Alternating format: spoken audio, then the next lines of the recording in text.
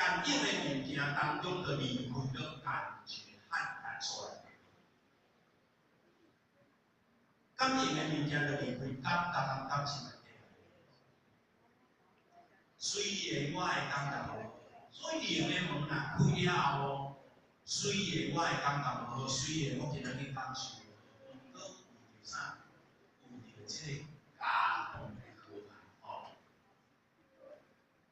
我必须爱，我必须爱你，我必须爱你了，必须爱你。